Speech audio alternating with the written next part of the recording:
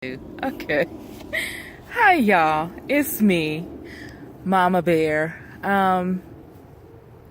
We're in Tilden today at one of their gardens. I think it's I'm just gonna say one of their gardens. I don't know.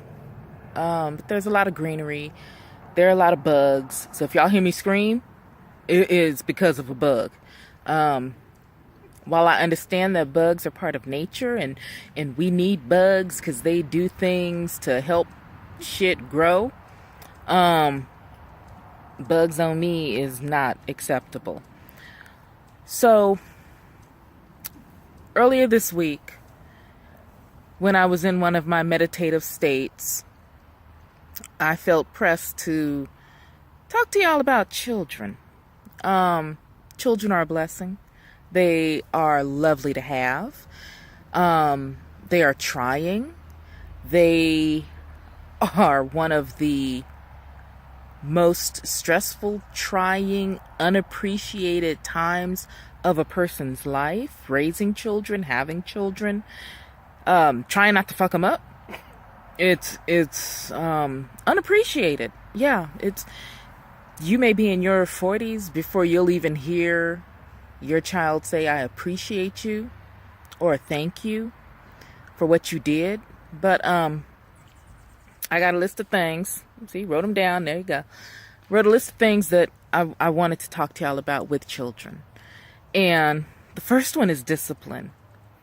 I know a lot of people grew up getting whoopings or beatings or spankings, whatever you want to call it.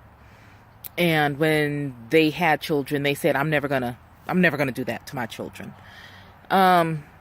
Children need discipline. You can give them discipline in any form you want to, so long as it's not abusive, so long as you're not causing blood, welts, or marks on them. It's okay. Or you're making them feel like shit. But anything from a swat on the butt with your hand to corporal punishment, making them stand in a corner, writing lines, reading a book and writing a book report, taking away shit, timeouts, whatever. Children need discipline. They need to know that there is a line that they cannot cross, and should they try to cross that line, you gonna knock them the fuck back. They need to understand that, because if they don't, then you end up with some of the kids that we got now who don't respect their parents, don't respect authority, don't respect anybody, don't even respect themselves. So stop. Second thing is children need boundaries, which goes hand in hand with discipline. Children need to understand that there is a line in this sand that you do not cross. And like I said before, if you cross it, I'm going to knock you the fuck out. They need to understand the word no. They need to understand that they are not entitled to get everything that they want simply because they want it. Okay, that was a piece of ash that fell on me. I thought it was a bug. I was about to fly. But they need to understand that because I want something, I don't necessarily get it. It's okay for you to tell your children no. It's good for you to tell your children no. I understand wanting your child to have a high self-esteem, but they should not have a self-esteem that is so high that they believe that they are entitled to every man or woman that they see. They are not entitled to have something that someone else has simply because they want it. So that is why children need to understand no. They need to understand that you just ain't gonna get everything that you want. Simply, making my hair look like it's in the 80s. Okay, you're not gonna get everything that you want simply because you want it. And that's being a good parent. I mean, I know a lot of parents want to give their kids the world, and I attempted to give my daughter everything that I felt she needed, but not necessarily everything that she wanted. Which brings me to another thing. Let your child understand the difference between need and want. A child needs a place to live. They need clothing. They need food. They need water or drink. Those are the needs. Now the wants are the specifics. You know, you want Jordans. Do you need Jordans? No. You want to eat at whatever restaurant. Do you need to? No. You want this type of clothing. Do you need it? No. So let your child and you understand the difference between need and want. Because too many people are going around saying, I need that new Coach bag. No, baby, you don't. You don't. You already got 5 at home. Use one of the ones you got. You know, you only need one purse.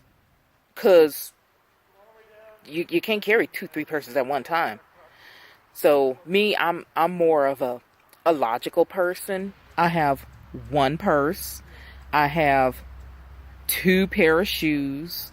I have a couple of pair of pants, you know, a couple of pair of jeans in different colors.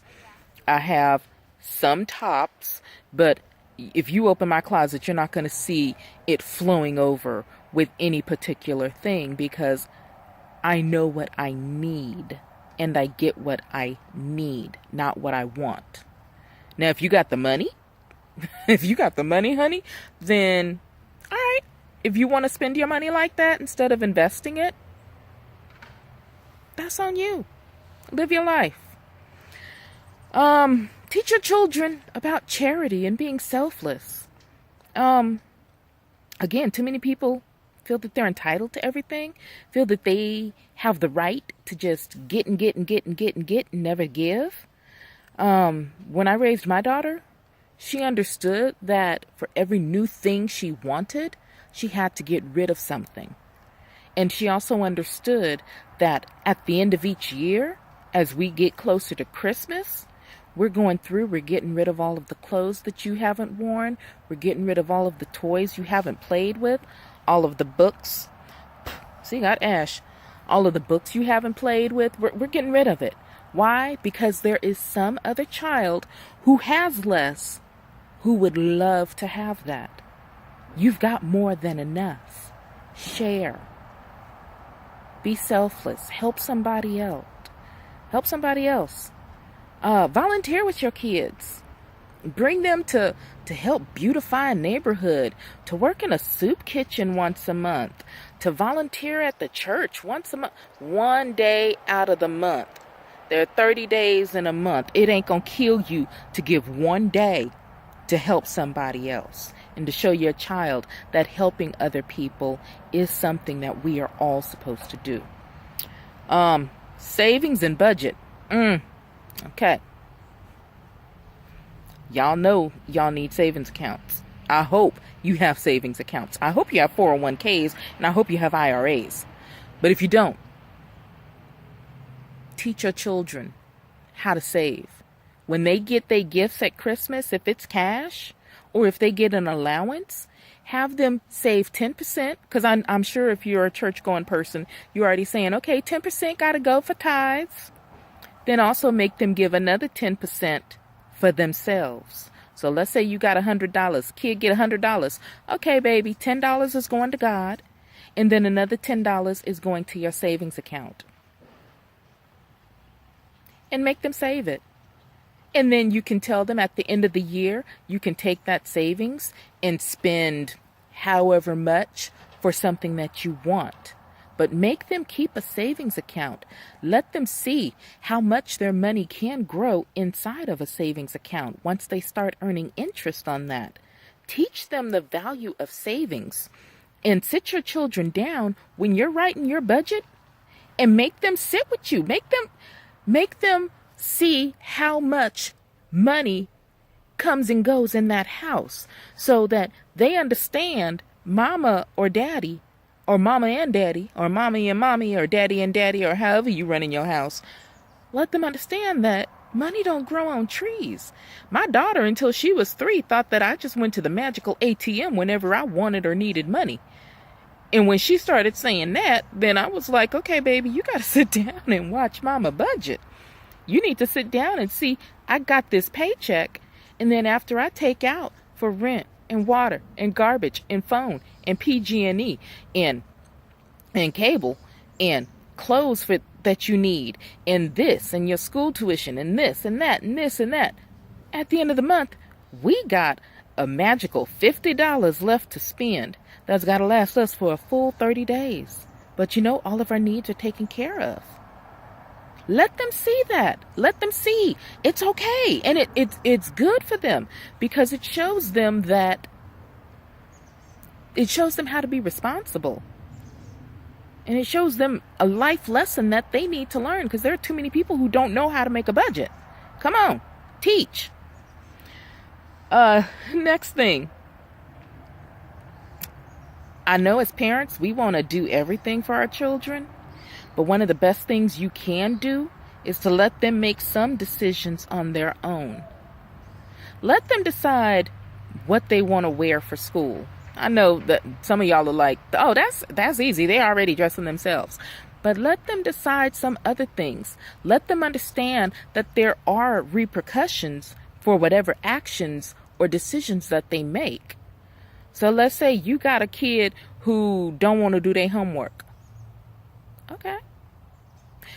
You know, you're a teenager, and my advice to you would be to do your homework. But should you choose not to, I'm not going to force you. But when you get an F, and when you got a flunk, and when you got to take summer school, or you got to repeat the same grade while your friends are going on, don't look at me. Don't look at me to help you. Because, baby, that was your choice. So let them make some decisions. Let them fuck up because that's the only way that you grow. I mean, you didn't listen to everything that your mom and daddy told you. You had to learn some things on your own. So let them fuck up while they're young so that they will understand and grow sooner and they won't be your age fucking up, doing some of the same shit that you did. Help them out. Let them fuck up. Let them grow. Let them suffer the repercussions of their actions. My daughter was saying that at 3 years old as she was running through the house trying to avoid a butt whooping because she knew that she had done something. She understood there are repercussions to my actions. I have the right to say or do whatever I want to, but I also understand that there are going to be repercussions for what I say or do. Let them learn that. I mean, again, I'm already telling y'all shit that you should already know. Your mamas and daddies should have taught you this. And if they didn't, I want to say shame on them, but maybe they didn't know. All right, Bug. Okay, you better stay over there.